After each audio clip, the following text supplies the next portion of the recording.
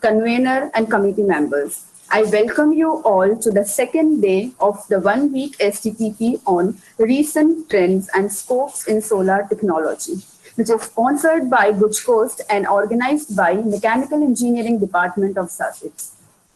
The today's topic and application of nanomaterial in solar operated devices will be conducted by the insightful speaker, Dr. Mahesh Chudasama sir, who is currently serving at Government Engineering College, Dahod, Gujarat, as an assistant professor in Mechanical Engineering Department. He has obtained his PhD from SVNIT Surat. He has done his research in the area of metal forming, especially three-roller conical bending process during his PhD, and has published several research papers in national and international journals. He has 12 years of academic experience and 1 year industry experience.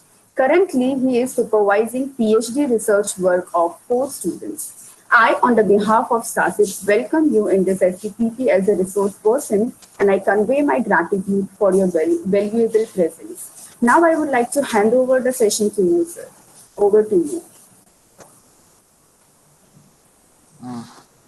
Thank you very much for this warm welcome and some good words to begin the morning. I'm just sharing my presentation.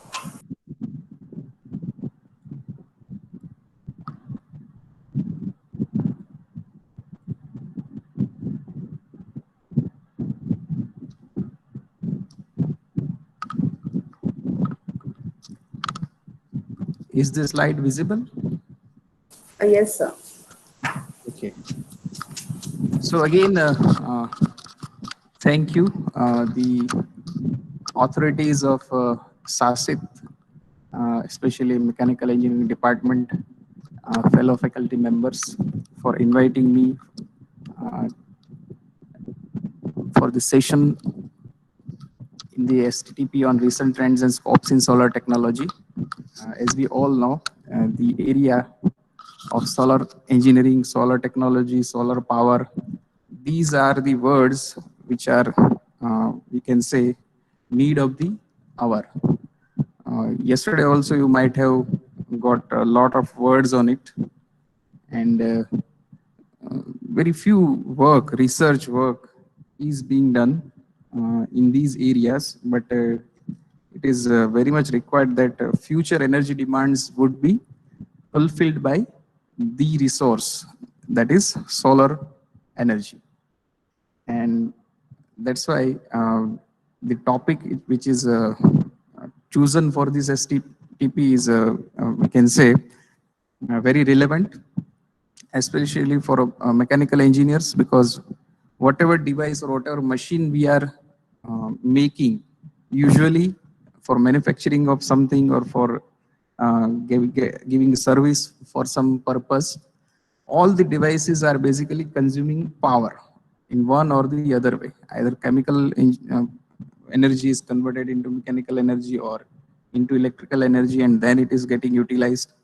So whatever devices that we have, all these devices are consuming power in the form of energy, electrical energy especially. So if we talk about future, we are very much dependent on these energy sources, because whatever day-to-day life we say, whether we are living in a very modern age countries or very developed countries, or at we can say village level, even at village level also we are having certain demand for power or electricity. So to cater to the needs of the future, it is very much essential that if we should have certain ways in which we can harness the solar energy, it will be very much beneficial for our future. Our present is secure. In our present years, we are not having that scarcity. But in near future, all these sources would be utilized, they will get depleted. So we need to harness this solar energy. And we have various ways in which we are harnessing the solar energy. So it is not so that we are not aware. We are aware, but research, if we talk about research and developments in this area, it is slower as compared to other areas.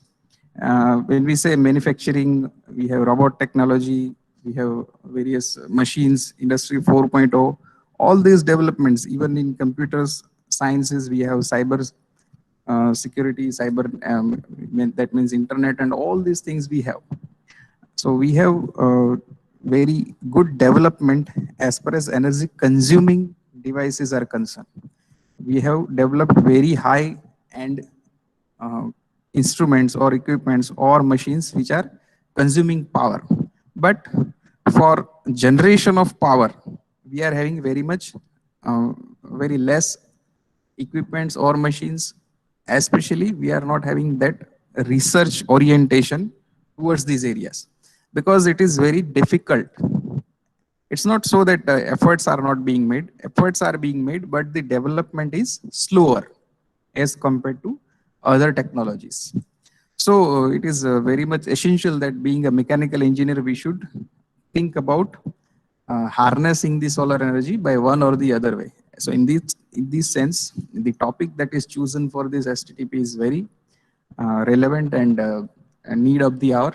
So I congratulate the team of SASIT to have exposure of such topics to the uh, engineering fraternity or academic fraternity. So with this, let us start our today's session. Uh, you have certain exposure about various solar devices yesterday. I have seen the itinerary or the schedule. Uh, so you are very much aware about what is solar energy, how it is how or what are the ways in which it can get harnessed. So there are various devices which are operated using solar energy, or solar energy is getting harnessed by such devices.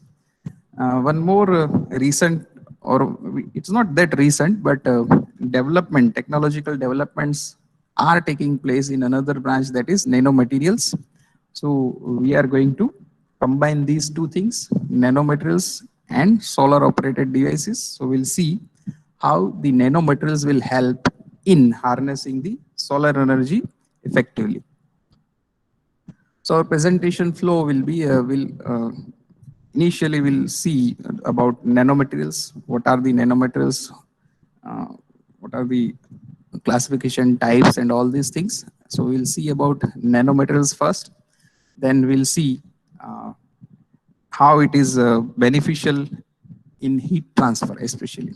So our main objective of today's presentation would be the application of nanomaterials in heat transfer, because whatever solar operated devices or solar energy harnessed devices we have, they are basically using nanomaterials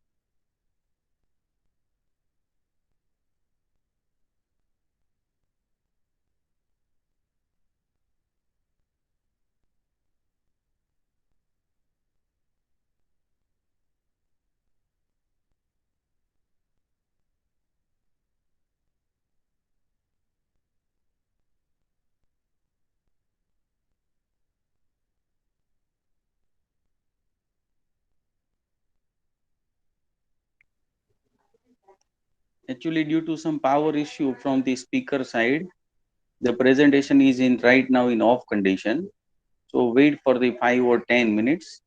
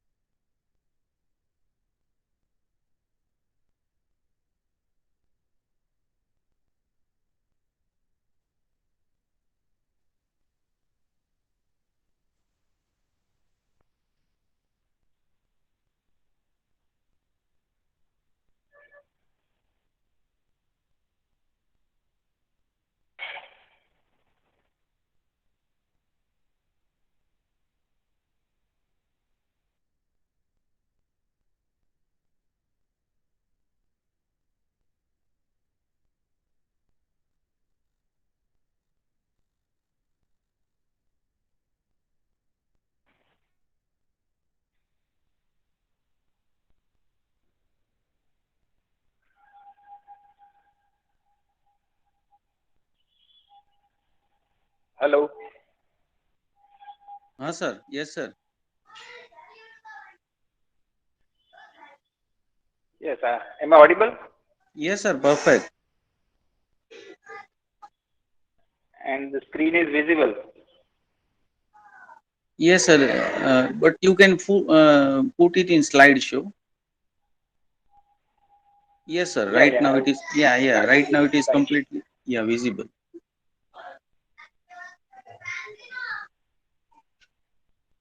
Okay, so we were discussing that it is the need of hour, and we are going to discuss about nano materials first, and then we'll see some of the applications of these nanomaterials in solar operated devices or solar energy harnessing devices. So first of all, actually, is the screen in portrait mode or which mode? Because it is Sir, very portrait small. I mode. think it is Portrait mode. Yes, sir. Yes, now is yes, it sir. Yeah, yeah. Perfect, sir. okay? So it will be somewhat visible. Yes. Okay, so first of all, we'll see the nanotechnology, or what is nanotechnology. So basically, it is the science, engineering, and technology conducted at the nanoscale. So nanoscale is the scale which we are talking about is 1 to 100 nanometers. Nanometers means 10 raised to minus 9 meters.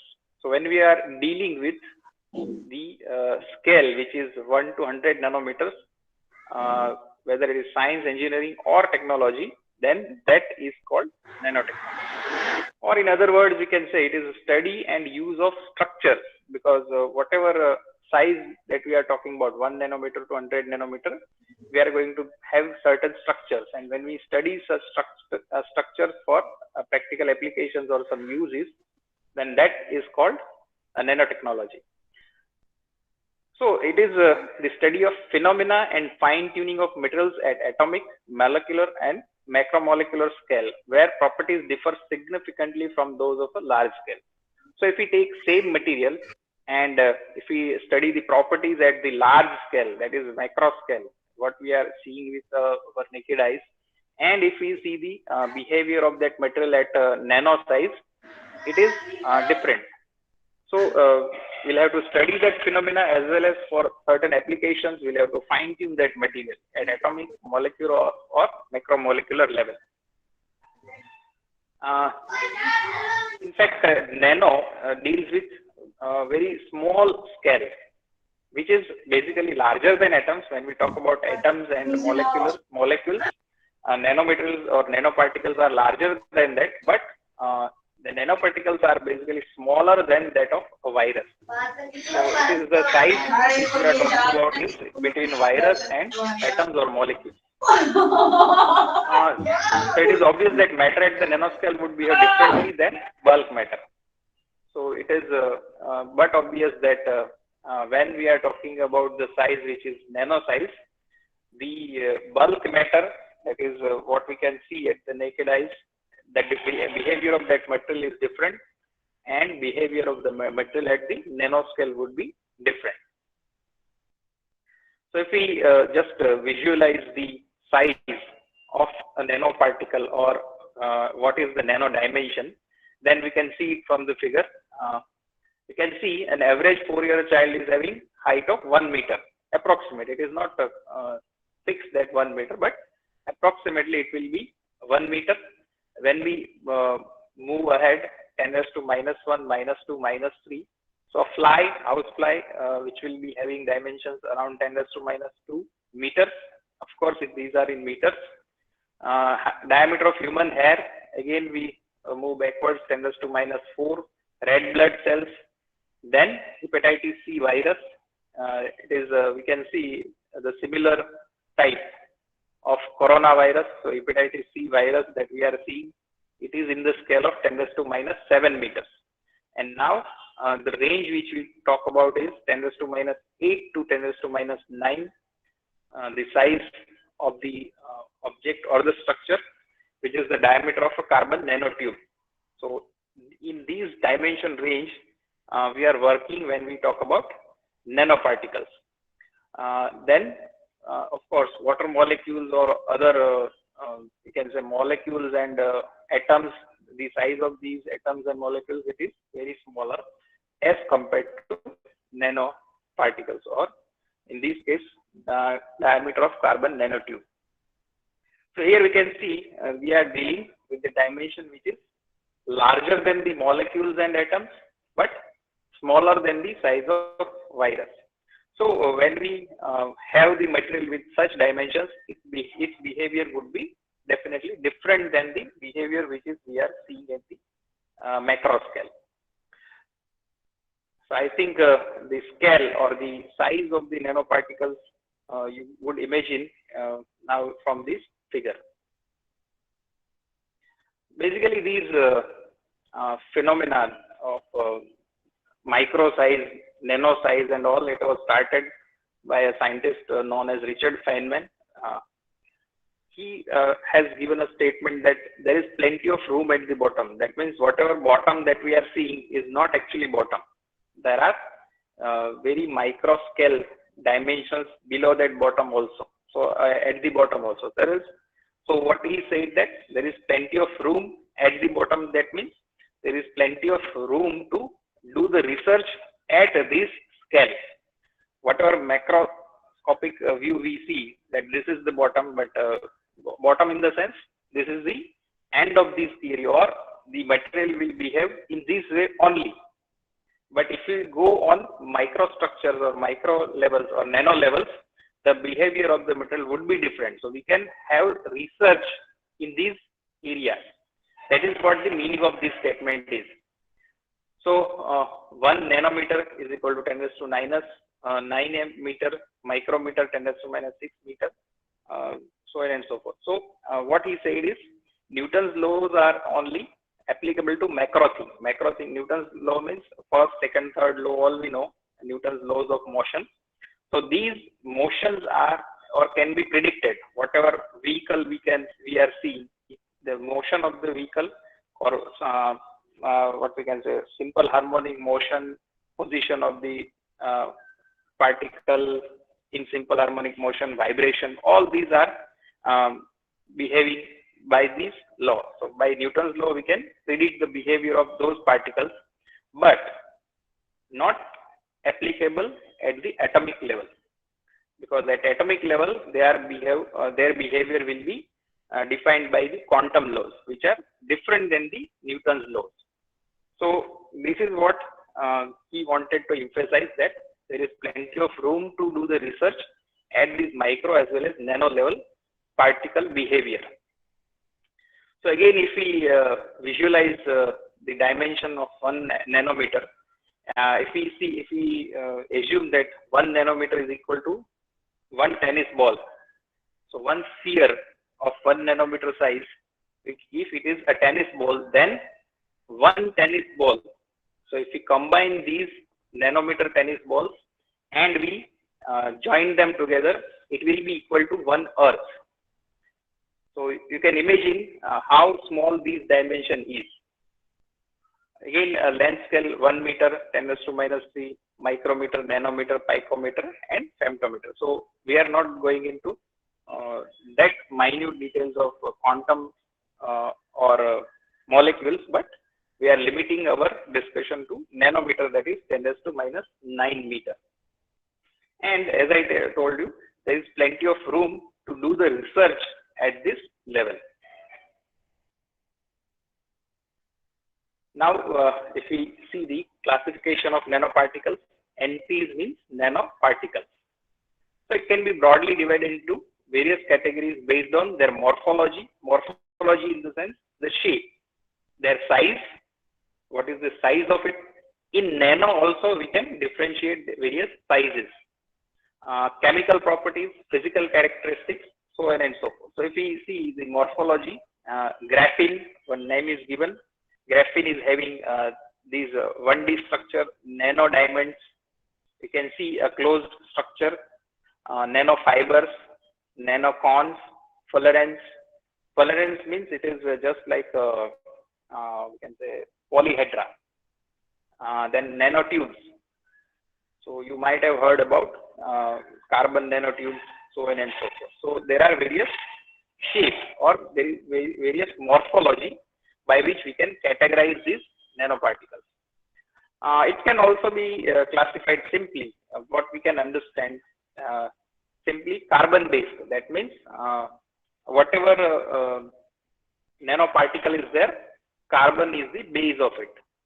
So fullerenes and carbon nanotubes represent two major classes of carbon based entities. So here you can see the fullerenes or nanotubes. These are basically or their base is carbon atom. It is having great commercial interest because these can be used for electrical conductivity, very high strength structure, and versatility. So these nanotubes or fullerenes can be used for various applications in electrical field. CNT are elevated tubular structure and fullerenes are globular hollow cage. So what I told, polyhedra or hollow cage, such type of structure, and which is basically allotropic form of carbon. Then for our use, that means basically for mechanical engineers, we are very much dealing with metals. So there are various metal nanoparticles also. They are purely made up of metal precursors. That means their base is metal due to well-known localized surface plasmon resonance. So LSP are characteristics of metals. So these we are talking about at atomic level. So localized surface plasmon resonance characteristics. Copper, silver, gold have broad absorption band into the visible zone of the electromagnetic solar spectrum.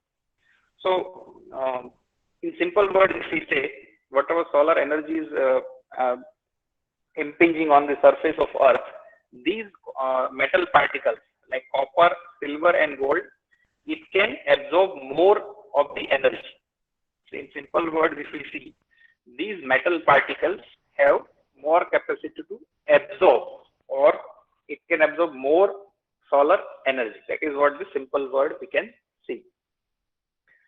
Then these are widely used in the field of solar thermal. As I told you, whatever solar devices are there, they are being operated by heat transfer devices, and in these heat transfer devices, these metal nanoparticles are widely used. Again, they are in various shapes. Here you can see the shape: spherical, tubular, flat sheet, and some complex structure. Then ceramic NPs. So along with metals, we have other types of metals. These are ceramics. So ceramic NPs are inorganic non-metallic solids synthesized via heat and successively. They can be found in amorphous, dense, porous, or hollow forms. So again, these ceramic nanoparticles also have various forms. Here in the table on the right hand side of the corner, you can see the table, various types of ceramics nanoparticles and its morphology. That means its shape, probable shape. Here it is not, we can say, well-defined shapes, because ceramics are amorphous material. They are not having crystalline structure.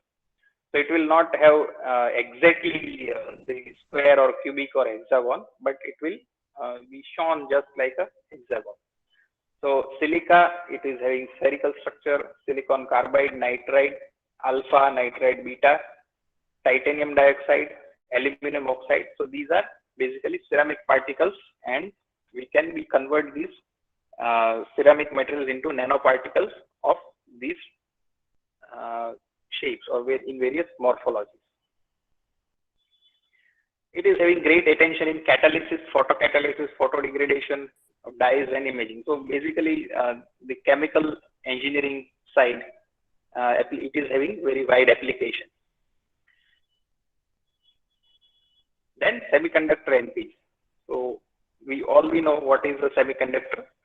So it is possesses properties between metals and non-metals, and therefore they found wide applications in photocatalysis, photo-optic, and electronic devices. So these semiconductors are basically used in electronic circuits, diodes. Then we all know photovoltaic cells, PV cells, that is photocatalysis. It is possessing wide band gaps and therefore showed significant alteration in their properties with band gap tuning. So we can alter their properties by modifying the structure of it, which will give better properties. So whatever electrical or electronics properties are there, it can be easily altered. These are exceptionally efficient in water splitting applications. So water splitting, that means to produce hydrogen and oxygen, we are using some water splitting mechanisms, hydrolysis and all. So in these applications, these nanoparticles, especially semiconductor nanoparticles, are having wide application. So again, these are chemical engineering side applications, so we are not going into details of this. Then polymeric. Polymer, we know plastics. We commonly known as plastics. So these are polymers, and if we arrange these polymers in some way, they are in the size of nanoparticles. So these are polymeric nanoparticles. Normally, they are organic-based NPs, and polymer nanoparticles collectively used and commonly shaped as nanosphere and nanocapsular shape. So here you can see the polymer matrix is there. So nano-sized spheres are there in the polymer matrix. These are having great biocompatibility.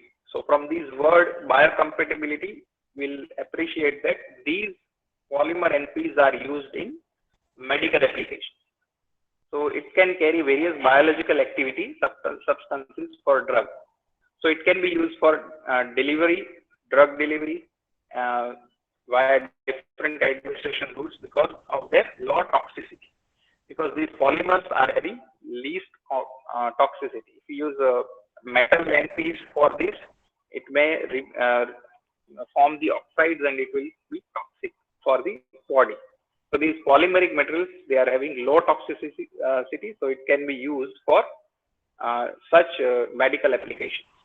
Then lipid-based NPs. So lipid, in simple words, we know what is the lipid. So it is one form, or we can say it is forming the protein. So protein synthesis process is there in which we are having these lipids.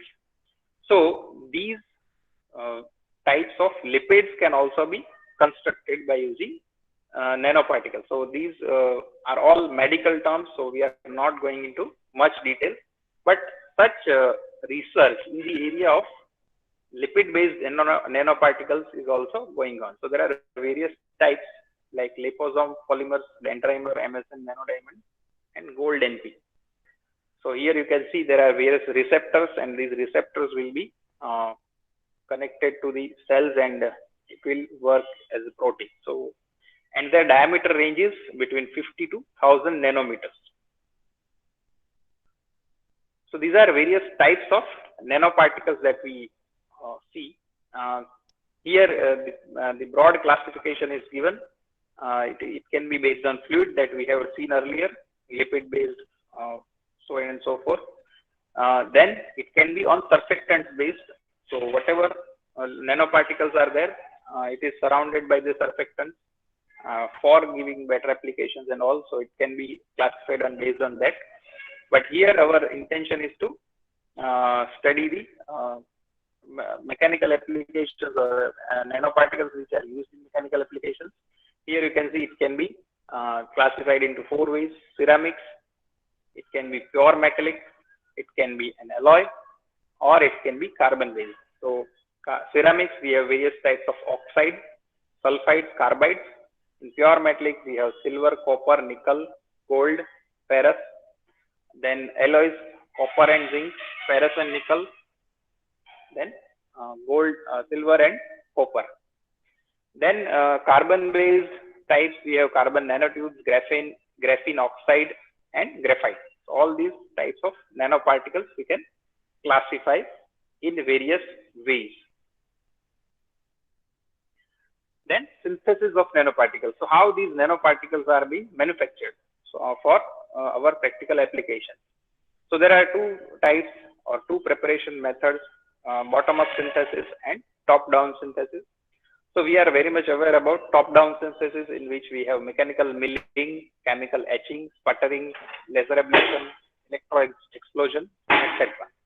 So milling, that is ball mill and all, we know how the material is getting churned and formed in a powder size particles. So it is further churned into nano-sized particles. So it can be achieved from chemical etching, sputtering, laser ablation process, electro explosion. So again, these are very specific processes and they are energy consuming processes. Then in bottom-up approach, if we are using for medical applications, like we can have biological synthesis via bacteria, yeast, fungi, algae, plants, etc. Because these are also having micro size or nano size, and they can produce such micro or nano size biocompatible materials. So that is again a different field. Then if we see for mechanical uses, we can use spinning, then template support synthesis, plasma or flame spraying synthesis, laser pyrolysis, CVD, that is vapor deposition method, then atomic or molecular condensation. So here the bottom up approach as well as top down approach of synthesis of nanoparticle we can see. So we are very much aware about top down synthesis methods because we are using this for our macro size structures or macro size molecules also. We are having some exposure being a mechanical engineer to vapor deposition methods and laser pyrolysis process or flame spraying synthesis methods, but other methods we are not having that exposure to it. So again, these are you can say a separate field of research that how nanoparticles can be synthesized. But basically there are two approaches. One is top-down approach and one is bottom-up approach. Now, if you see the applications of these nanoparticles, as we have discussed, it is in the field of drugs and medication, in manufacturing and materials, in green environment field, in electronics field. These applications are there. And the last one is solar and heat transfer application. So our intention is to study the applications of nanoparticles in solar and heat transfer applications.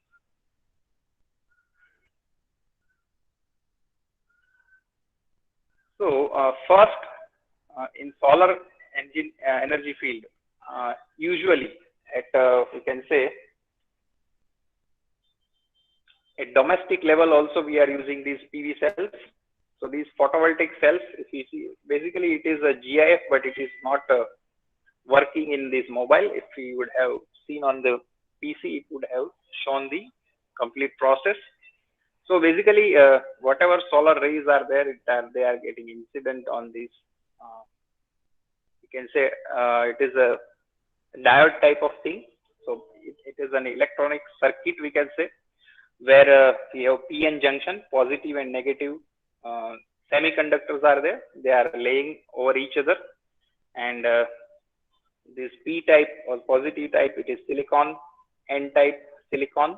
So these two types of semiconductors. So this is usual method in which PV or photovoltaic cells work. So we have conductors on the top side. You can see these conductors are there from where the current will be carried. So when these sun rays will impinge on the semiconductors at PN junction, there will be a process and negative and positive or electrons and holes will be created and it will travel.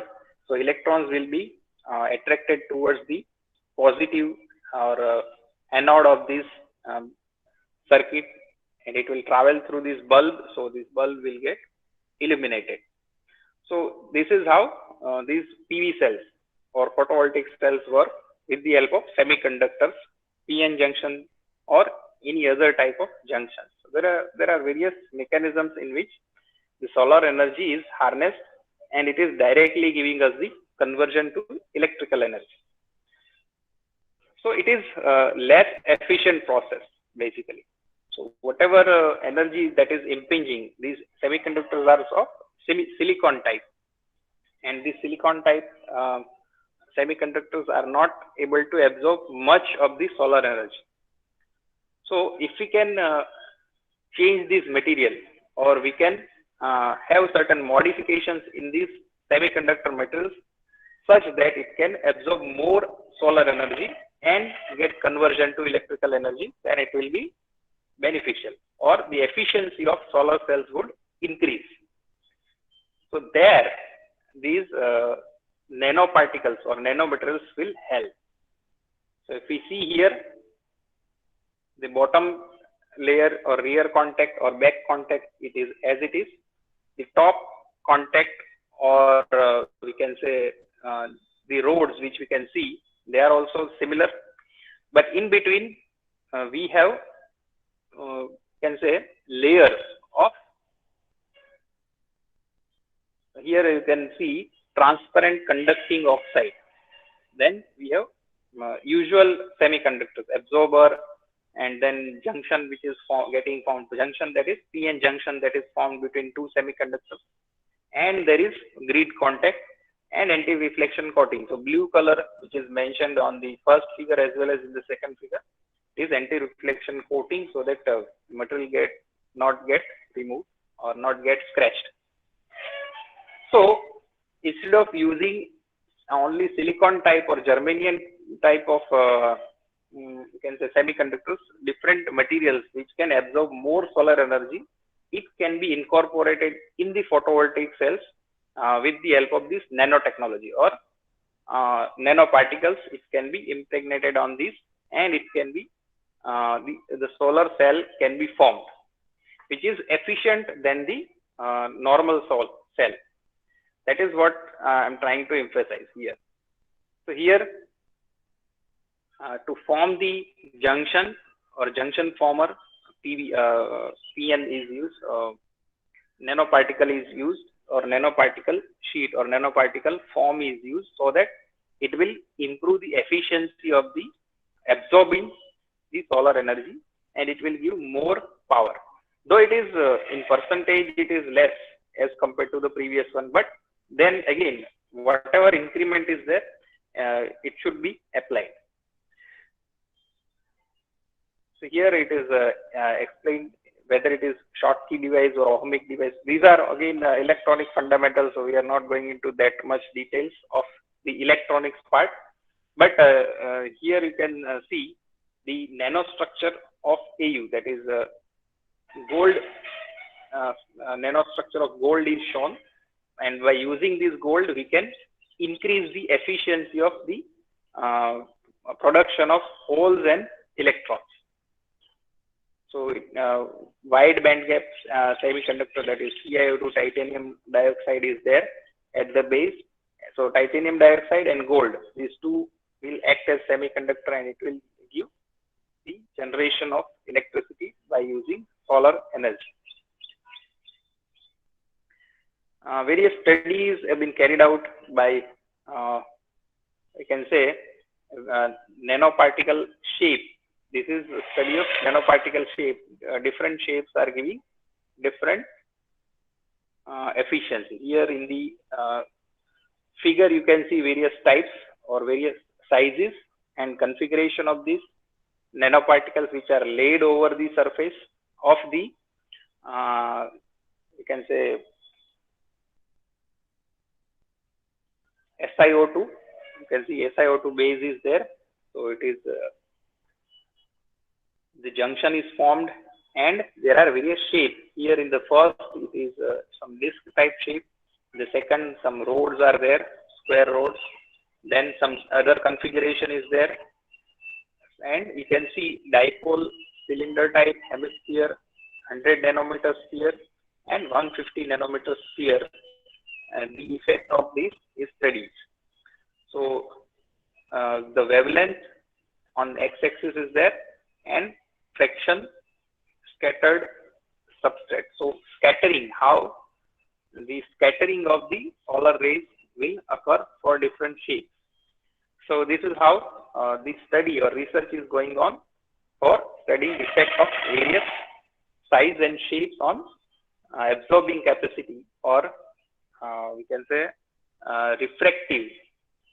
Whatever refraction is there, it has to be minimized to get the maximum efficiency of the cell. One of the major advantage of using nanoparticles in solar cells is there, it can be converted into sheets. So usually what we are seeing at our rooftop, we are having boxes or containers in which a sheet of silicon is laid, or the sheet cannot be bent because it is not having that flexibility. The sheets are not flexible. If we bend it, it may break. So usually we find these types of PV cells or PV cell arrays in a flat configuration. But if we use nanoparticles, then it can be converted into sheets, and the sheets are of the size of cloth. So these cloths can be prepared by using the nanoparticles, and the cells can be bent. So it is having flexibility, and it can be turned into any sheet, so that the solar energy it can be harnessed from any angle. So here different layers are laid. You can see here aluminum roll is there. So the sheets can be prepared by using these nanoparticles. So the advantage of these flexible PV cell is that it can be bent. Here you can see in the first figure, it can be bent by thumbs or nails. It can be laid over clothes. So whatever clothes we are wearing, we can wear the solar cells or solar panels on our clothes. So whatever fractional energy we can generate by using such clothes, now it can be laid over any surface, because whatever vehicle we are having, it is not having flat surface. The vehicles are having various curvature. So these solar cells we manufactured with the help of nanoparticles. It can be laid over any curved surface also. So whatever surface area of the vehicle is there, it can be covered. So when we are talking about electric car or whatever hybrid cars are there, in that we can use these PV cells, which we have manufactured with the help of nanoparticles. So nanoparticles basically provide flexibility to the PV cell sheets and can be laid over any surface. So this is one of the application of nanoparticles in the field of solar PV cells. Then there are various applications, as we have talked about electrical vehicles in battery technology. Also, there are various applications of nanoparticles, but it is going towards electrical and chemical field. So we are not discussing those applications. Basically, whatever plates we are making, lead, we have known various types of batteries, lead acid battery, lithium ion battery. In our mobiles, we are using different types of batteries. So these batteries are having more efficiencies, and more efficient batteries are required for electric vehicles.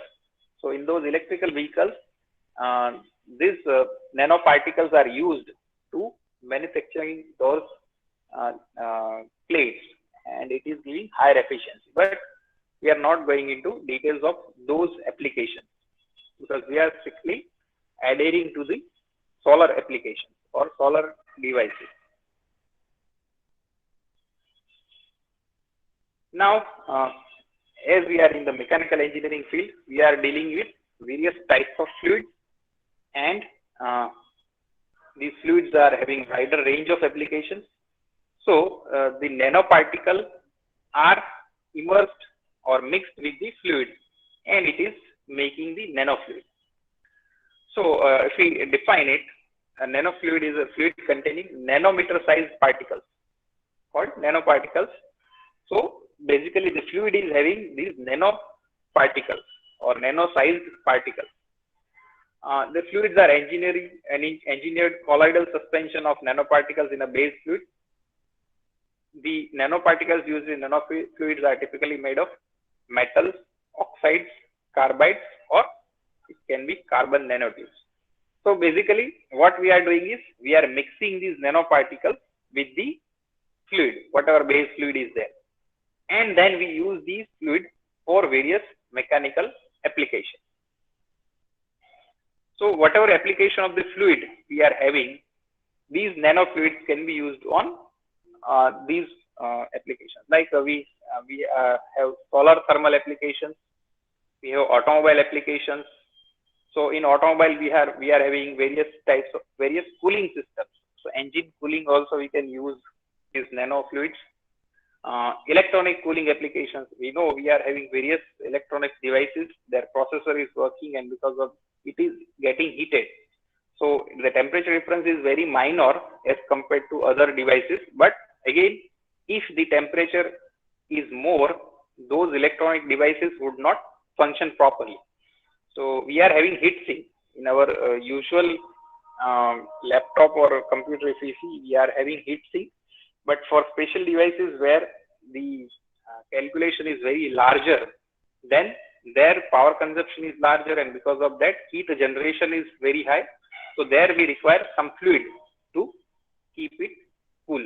So there also we can have the application of nanofluids, because in such electronic devices, the space is very less for the cooling system. So and it should be efficient also. So we are using fluid. And if you use nanofluids, it will give better efficiency. We see some of the medical applications for drug delivery and other things, detergency applications, and again it is a chemical application, and various military applications. So our focus is on basically on solar thermal applications.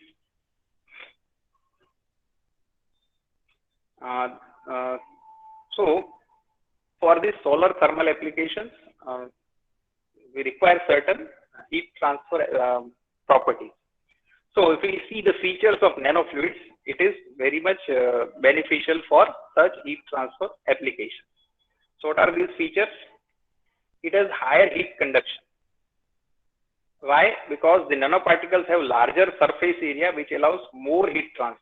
So nanoparticles, when we make it smaller and smaller, their surface area increases.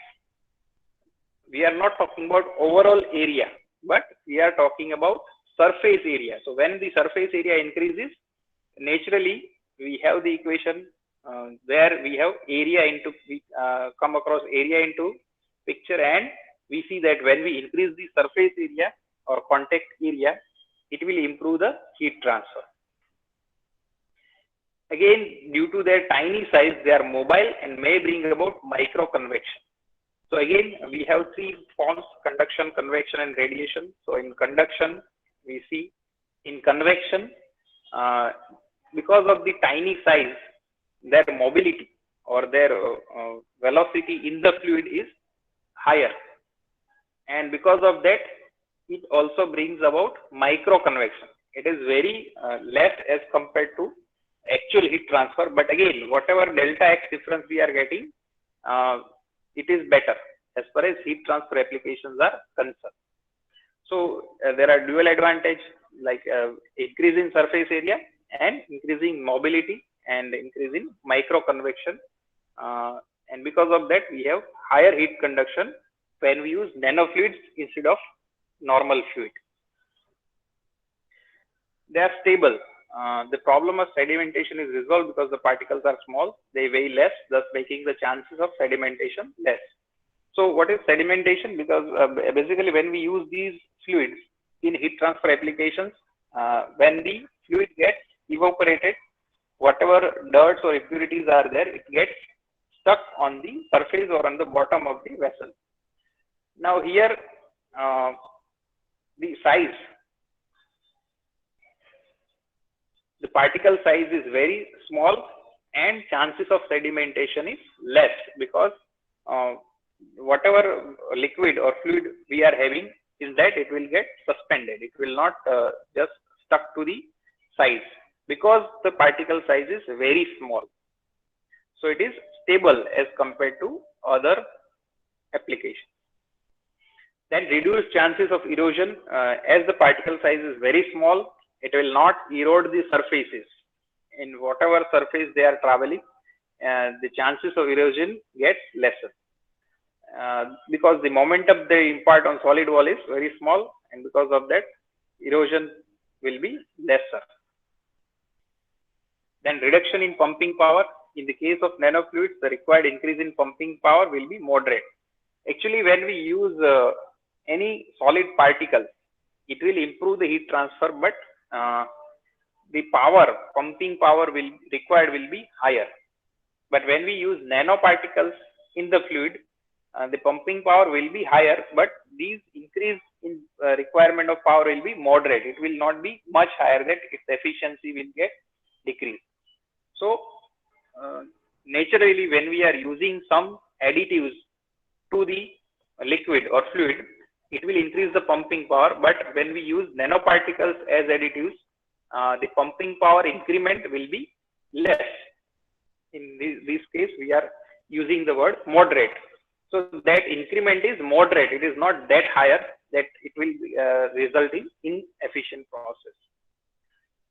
So these are various features of nanofluids, and because of these features,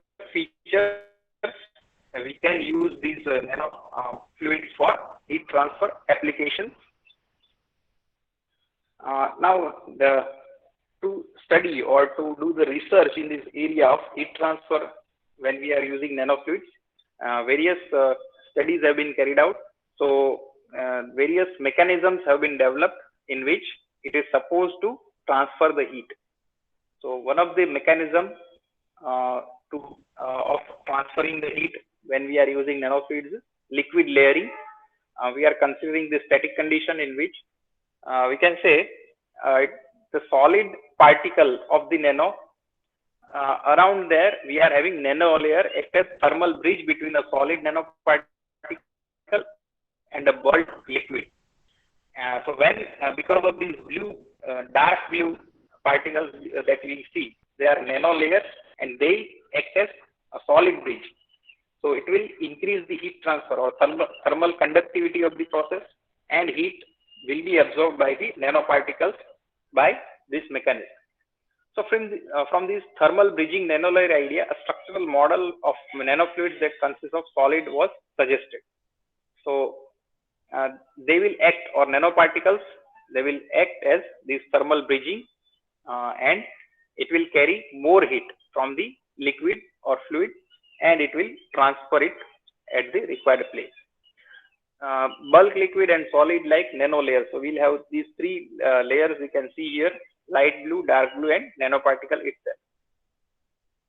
And when this model is used, theoretically, we are talking about here, theoretically, it resulted into 8-fold increase in thermal conductivity.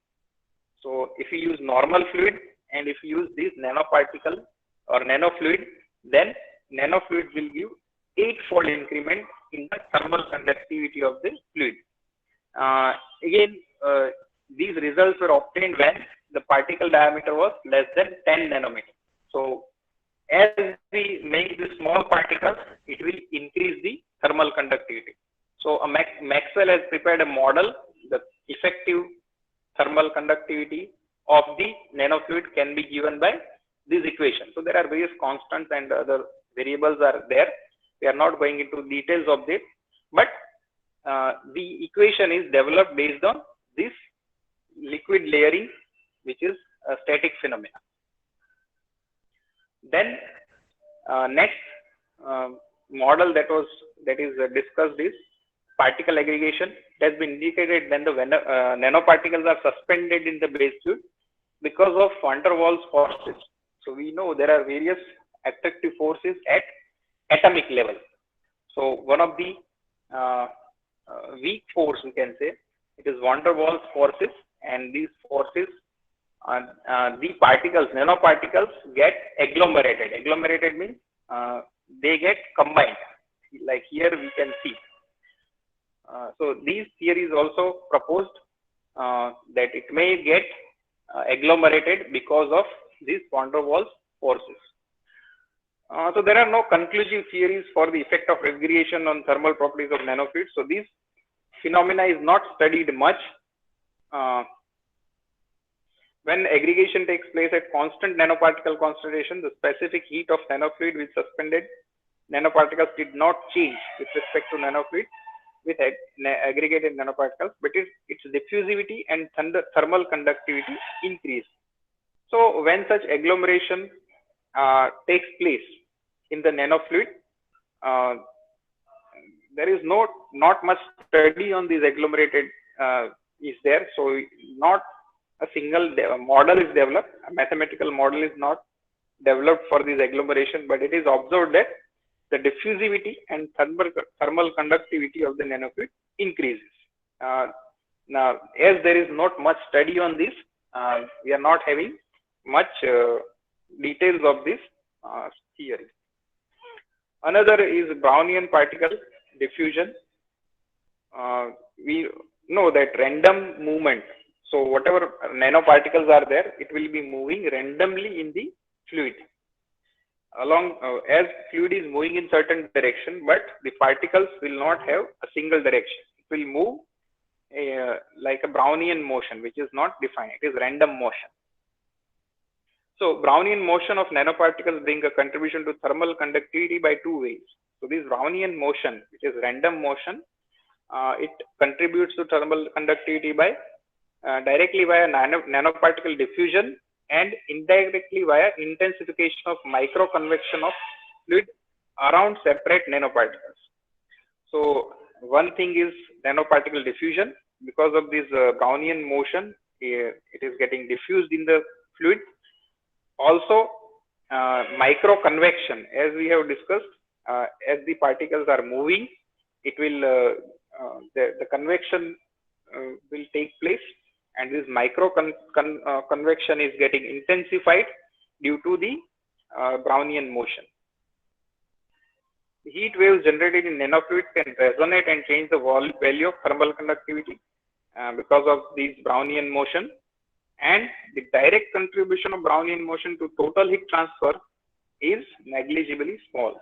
As such, whatever phenomena that we have discussed, it is at very micro level, and overall heat transfer is not that much affected, but very small effect of Brownian particle diffusion is there on the heat transfer. So the model is proposed for Brownian motion induced convection. It is not only by Brownian motion. So it is microconvection mixing simulated by nanoparticle oscillations can affect significantly, and the effective heat transfer coefficient will be K static plus K Brownian. So dynamic and static heat transfer coefficients are responsible for the effective heat transfer. Since the speed of thermal wave propagation is much faster than the particle motion, the static part cannot be neglected. So here static part is considered. The non-linear thermal waves are the suggested reason for the high thermal conductivity of nanofluids. So thermal waves, in the sense, whenever this Brownian motion occurs or the particles are moving randomly inside the nanofluid, it will generate thermal waves, and these non-linear thermal waves are the reason for the higher thermal conductivity of nanofluids. So these are some of the mechanisms which researchers are working on, so that how the heat transfer is getting affected by these nanofluids in any of the application is being studied. This is the table where thermal conductivity of nanoparticles and base fluids is shown. So here you can see liquids, when we are using pure liquid like ethylene glycol. So for engine cooling or the cooling, we can say coolant, we are using ethylene glycol in our automobiles.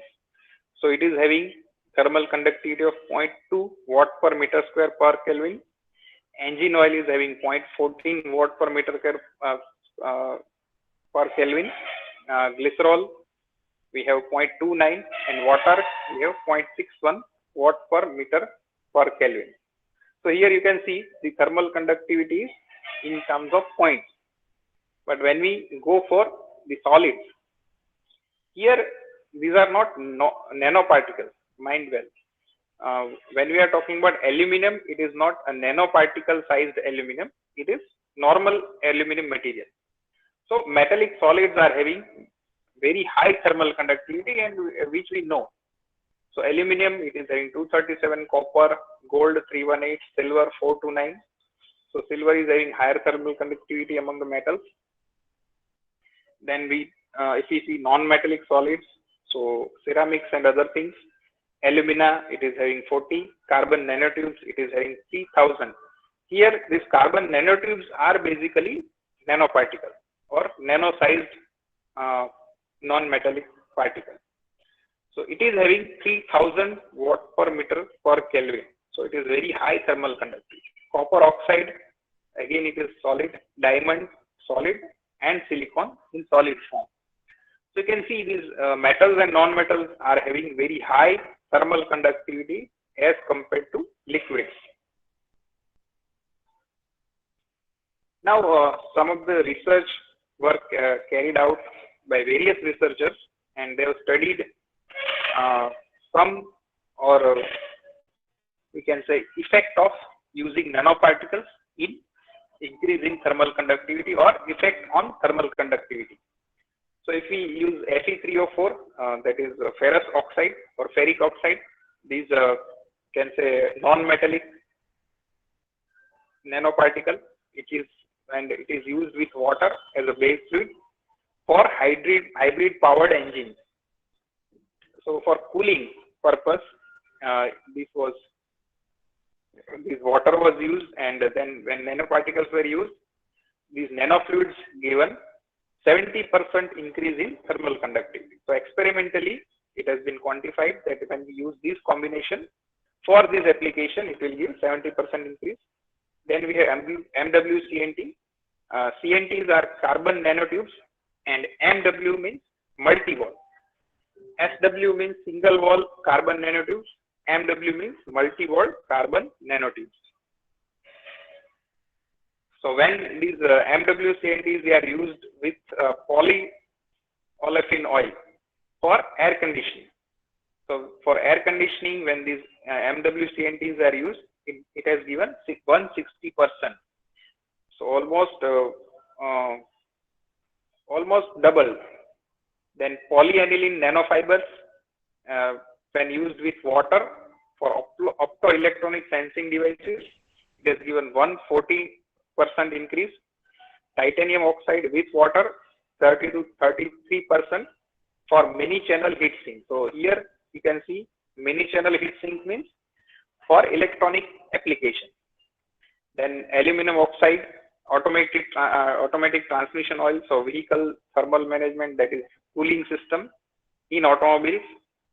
So when the automatic transmission systems are there, it requires cooling, and the coolant which is used is automatic transmission oil. And when aluminum oxide is used as nanoparticles along with this fluid, it gives 30% increase in thermal conductivity. Then grinding and milling process, coolants are used.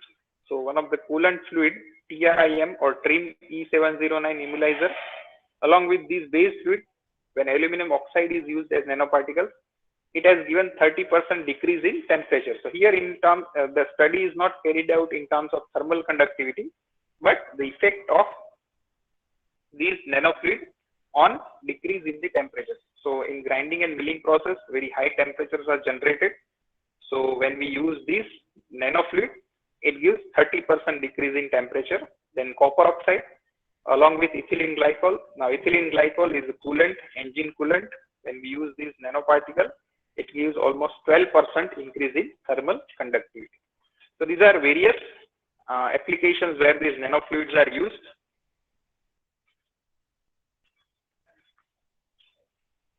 So from these we can have various conclusions, or we can say importance of nanoparticles in heat transfer field. If we see, it is well-known fact that metal nanoparticles have higher thermal conductivity than ordinary thermic fluids, which we have observed from the previous table. The copper conductivity. Now, if we talk about metal, pure metal, copper conductivity at room temperature is 700 times greater than that of water, and about 3000 times greater than that of engine oil. Even oxides like aluminum oxides have their conductivity higher than that of water, that we have seen in the previous table. The fluids containing suspended solid particles are expected to display significantly enhanced thermal conductivity relative to conventional heat transfer fluid. So these again we have seen in the previous table. Nanoparticles are produced by dispersing the NPs into liquids such as water, ethylene glycol, or oils. So again, nanoparticles are required to be mixed well with this water, ethylene glycol, and other oils. So it is desirable to use particles with larger total surface area. The large total surface area also increases the stability suspension. So here the word large, it is for surface area and not the particle size. So when we talk about larger total surface area, that means particle size would be smaller. So smaller the size of the particles, better the improvement in the heat transfer, because it will increase total surface area as well as it will increase the stability of the particles in the suspended position or in the liquid.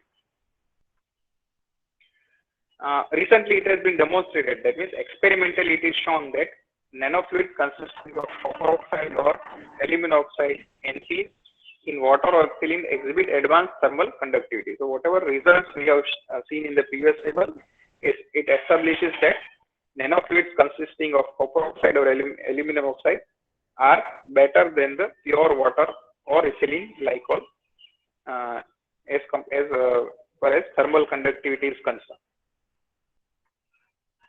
Now, if you see the solar applications, one of the application is solar thermal collector or flat plate collector. So you are going to see the design and all these things in details as I've seen the schedule, but basic configuration of such a solar collector is we have bottom wall, we'll have glass and fluid in between. So whenever solar radiation is impinging on the fluid, that fluid gets heated and that energy or the fluid is flowing. So this heat energy that is absorbed by this fluid will be carrying out. So instead of using normal fluid like water or ethylene glycol or oil, if we use nanofluid here, that is mixing the nanoparticles with the fluid or water, then it will give better absorption also as well as conduction also. As we see here, a small gold particle or Au nanoshell is shown. So basically it is nanoparticle made up of gold. And it is the layer of gold is done on silicon oxide. So whatever ceramic particle is there, it is being covered with nanoshell of gold. So the cost of it will be decreased. So minimum amount of gold is to be used and maximum benefit of it can be taken in two ways, because we know that gold has having higher absorbing capacity. So whatever solar radiation is there, absorption of these solar rays will be higher when we use this gold particle, and thermal conductivity of nanofluid will increase. So we have better efficiency of the solar thermal collector when we are using these nanoparticles or nanofluids. So here just to show absorption spectrum is shown. So lambda is basically wavelength of solar irradiation. So for certain wavelength we have higher absorption when we use Au nanoshell. Au means, that means gold nanoshell. So you can see by using these nanoparticles in this application, thermal collectors, we can have dual advantage. One advantage is absorption will increase as well as heat transfer will also increase. So the heat which is transferred through this nanofluid, it will also increase, and we know that this heat will be given to some other body or for some other application. So there also it will improve the heat transfer.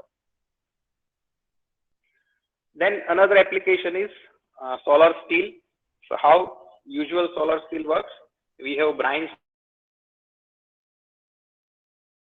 solution or salt water at the bottom. We have certain glass cover, and when this water is getting heated, it gets evaporated and the vapor is collected on the glass cover, and that vapor is getting condensed, and it will be taken as a fresh water tank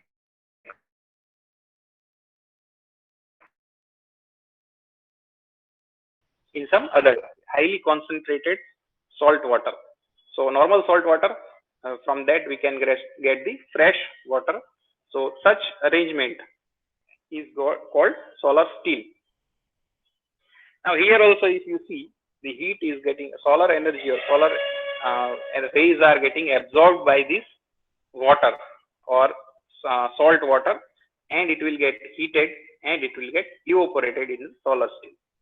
Now here also we can improve the performance of such solar steels by using nanoparticles. So in this brine water, if we use, or salt water, if we use these nanoparticles, it will improve the heat transfer of the solar rays inside the water, that means by convection and other phenomena, as well as it will improve the absorption of solar rays into this brine water. So these again will improve the efficiency of this solar steel.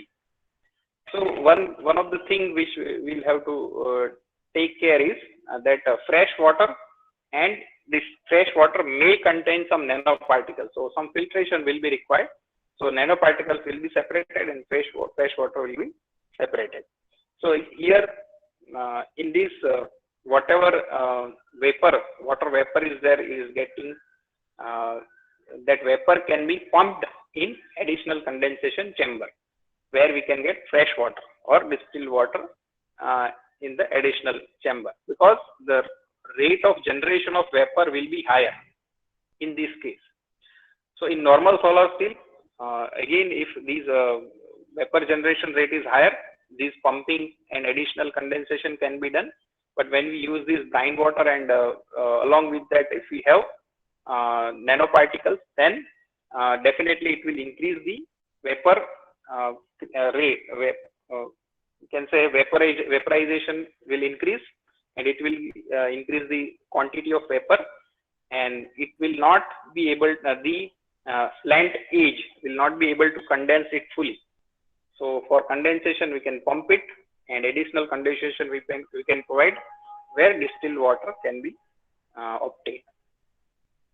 So this is how nanofluids can be used in these solar energy absorbing devices, which will convert this energy into some useful form. So here we are getting water. In the previous case, we are getting heat, and that heat can be used for various applications.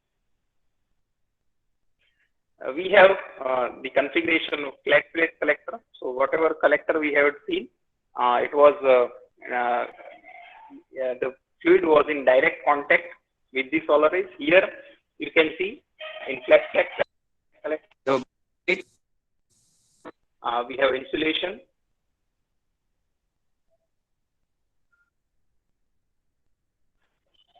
We have water channels. That means cold water will come in from some side.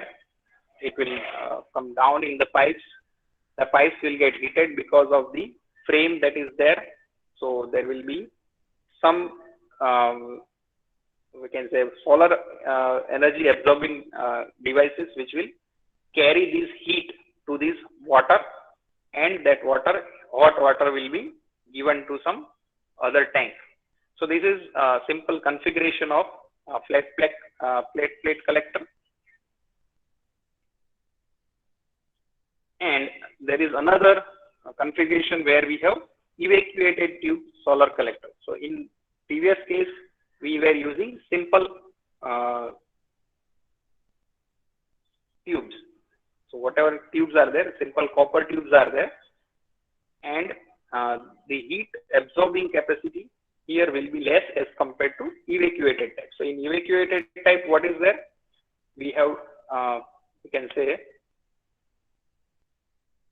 there is a tube in which we have heat pipe in the sense, whatever water, cold water is there, it will be taken inside, and we have some absorbing plate below this heat pipe, and it is covered by some evacuated tube. So glass tubes are there, and they are evacuated. Evacuated in the sense the vacuum is created inside the tube so that heat transfer rate can be increased. So from normal tube to evacuated tube, we are getting high rate transfer because of this evacuation. So whatever solar energy is there, it is absorbed by the plate and it will heat the fluid which is there in. So this is what the configuration of evacuated type evacuated tube solar collector is there, and heat pipe is arranged. So here one of the studies represented where by using various nanoparticles, thermal conductivity can be improved. So whatever study that is carried out, I have just extracted a graph from a study where we can easily understand that how thermal conductivity is getting improved when we are using these various nanoparticles. So if you see at the bottom, whatever blue line is there, or cyan line is there, it is water. Then next is silicon dioxide, then titanium oxide, then aluminum oxide, then copper oxide, then graphene, and then MWCNTs.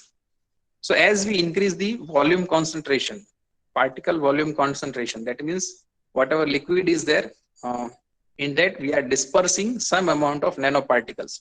So if you see here, this dispersion or particle volume concentration is in percentage ranging from 0.25 to 2%. Now if we increase the percentage more than that, then it is not getting better performance. So various researchers have studied the effect of concentration ratio on the heat transfer, and it was identified that if the ratio is higher, that is 2%, 3%, 4%, 5%, it is basically not giving higher thermal conductivity, as well as it may affect the performance of the system, because as the volume fraction of solid particles increase, it will increase the pumping power requirement. It may result into agglomeration of the particles because of the more concentration of the particles, so on and so forth.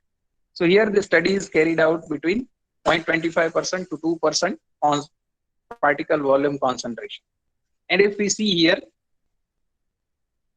the temperature rise, that is maximum is 321 Kelvin, or at this temperature range it is studied. So here you can see the MWCNTs, that is multi-walled carbon nanotubes, are giving better heat transfer or better thermal conductivity as compared to other nanofluids. So there are various reasons for this. Multi-wall means it is having multiple walls, so surface area is increased because of this multiple walls of carbon nanotubes, and it is giving better thermal conductivity as compared to other, we can say, other nanoparticles. So here summary of thermal collector efficiency using CNTs. So here a study of various types of CNTs used for various types of collector is given. Say for example, if you take the first row, carbon nanotubes are used with flat plate collector. So when these experimentation has been carried out, high volume concentration of CNT decrease collector performance. As I told you, if the concentration is very high, that is more than 3% or something, it will give decrement in the collector performance. That means efficiency of the heat transfer is decreasing. Maximum efficiency was obtained at 0.6% volume concentration. So in this study for flat plate collector using carbon nanotubes, maximum efficiency was obtained at 0.6% volume concentration. Then for multi-wall carbon nanotubes with flat plate collector, thermal efficiency was 30.2% when volume concentration of 1. So here various ranges have been studied, and optimum value of the volume concentration was found out. And then we have SWCNT, that is single wall carbon nanotubes with FPC. Then SWCNT, MWCNT in direct ASC. Now flat plate collector, we are having tubes and we can say plate this plate is heated and that heat is transferred to tubes. In direct ASC, direct exposure solar concentrator, we have fluid in between two plates. In the first case that I have shown, that there are two layers, bottom layer and top layer, in which fluid is there in between. So in such direct exposure type, if we use multi-walled carbon nanotubes, thermal efficiency is 72.8% for 0.3 volume percentage or 0.3 volume fraction. So there are various studies for various types of CNT and various types of collector, and it is observed that in all the cases, if we summarize this, in all the cases we get improvement in the heat transfer, or heat transfer efficiency is improved, or overall collector efficiency is getting increased, but the volume fraction is in certain range. So volume fraction, it cannot be increased beyond certain range. The collector efficiency is increased in mass flow rate and volume concentration of the particles. So two things are discussed. Mass flow rate, that is the flow rate of the fluid inside the tubes. If it is higher, then what is the result of using these nanofluids? If it is lower, then what is the optimum value of mass flow rate and volume concentration when we are using these nanofluids? So all these studies are carried out for various configurations. Now we have parabolic trough collectors. This is the last slide of this presentation. So there are various types of collectors we have. We have not discussed classification of these collectors, but we will come across this. So we have not discussed, but why I have mentioned this, because one of my PhD student is working on this right now, and we are using parabolic trough collectors, where we are using whatever central heat pipe. Here you can see orange color. We are using here evacuated tube, and we are going to use MWCNT, multi-walled carbon nanotubes, and we are going to prepare nanofluids, and we are going to study the effect of using these nanofluid with evacuated tube type parabolic trough collectors. So now here I have shown that these solar, there are various angles involved in it. So it will be required to construct these parabolic trough collectors such that it can track the sun. So tracking device will also be incorporated in this, and the study of pure water and nanofluid, or water with nanoparticles, it will be the study will be carried out and results will be obtained. As such, because of this lockdown, the results are not obtained yet. Otherwise, we would have the results also. But from the previous results or previous literature, we can say that it will definitely increase the efficiency of the overall efficiency of the collectors. So this is it from my side. There are various Indian companies using nanofluids. I have taken this slide from other presentation, and this data is somewhat old. It is not the latest data. So there are various companies, Indian companies, which are using these nanofluids: Adnano, Ederlab, Tata Steel, Autofiber, so on and so forth. So in recent years, maybe more companies are using these nanotechnologies or nanofluids. So with this, I am ending my presentation. Thank you all for the passionate listening.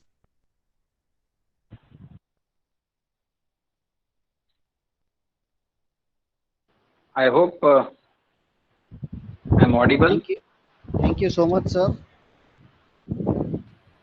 So, behalf of the Yes. Sasit family mechanical department, I would like to thank you, sir, for sharing excellent informative sessions onto the nanomaterials into the solar applications.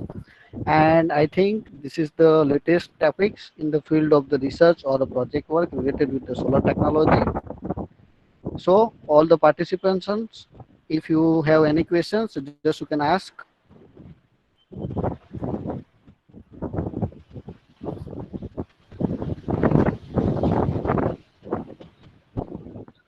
Good morning, sir. Good morning. Hello, am I audible, sir? Yes, Yes. you are audible. This is Mahesh Asani from EC department. From EC department of Saset. Okay. Hello, Sir, you can ask. You are audible. You can sir. ask. In photovoltaic cell, for yes. In photovoltaic cell, for more sun rays absorption, nanomaterials are used. Then I want to compare, sir, the amount of energy more generated and the cost of that nanoparticles. Is it beneficial? Yes, it can be done if it is manufactured in large scale. When we talk about small scale, the manufacturing cost will be higher because nanoparticle manufacturing itself will be higher, as well as creating layers of it, it will be higher. But when we talk about large scale production of it, it will be beneficial. As such, Okay, sir. Thank you. as such, PV cells are very less efficient. Whatever PV cells we are using normally, its efficiency is very less. So Yeah. whatever efficiency increment we are getting, it is beneficial. And when we compare the cost of this at smaller scale, these nanoparticle based PV cells would be costing higher. But when we talk about large scale production of this, it will be beneficial. Okay, sir. Thank you, sir. Yeah, welcome. Any other question?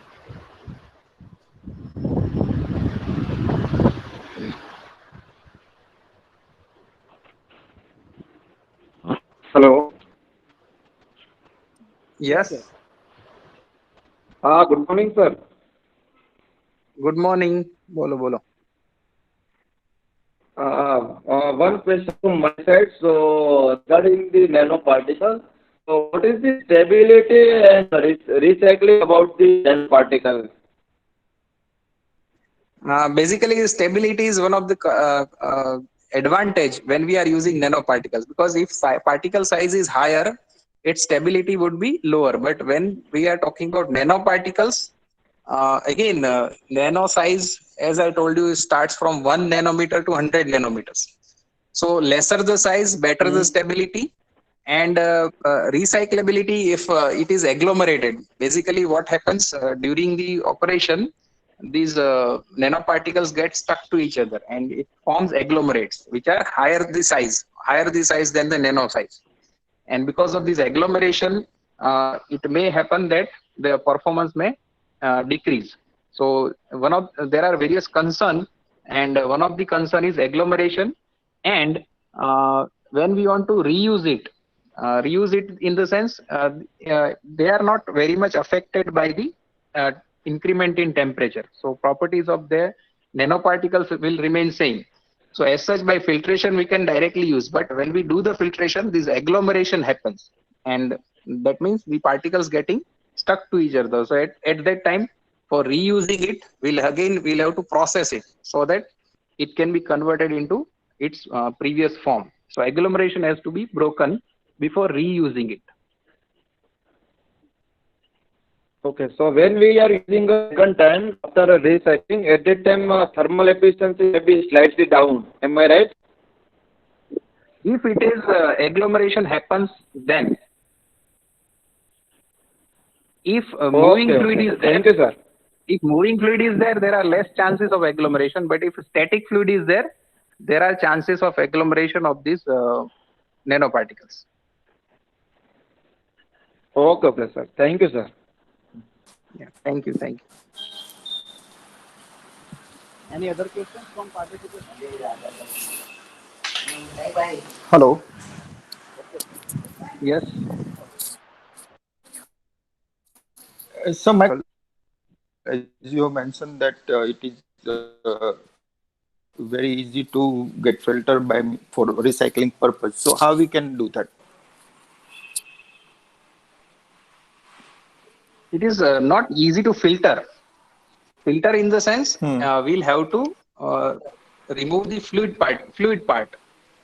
filter, as we normally see, filter means some filtration mechanism will be there and it can be done, but as such it is not that simple. But what we can do is, whatever agglomerated particles which are settled down at the bottom, it can be taken out. So whatever fluid part is there, it can be taken out. Whatever residue is there, it can be taken, and then it can be processed further. Okay. So direct filtration process is not that easy in this case when we are using nanoparticles. This is the reason when we are using in absorber tube or in circuit, when it's require kind of heat exchanger. Otherwise, what happened? Yes, The particle will goes on loss and agglomerated. yeah, that is the point. Yes. So it should be moving. The reason is that the fluid should be moving. If static fluid is there, then after certain period of time, its efficiency will decrease. Okay, fine.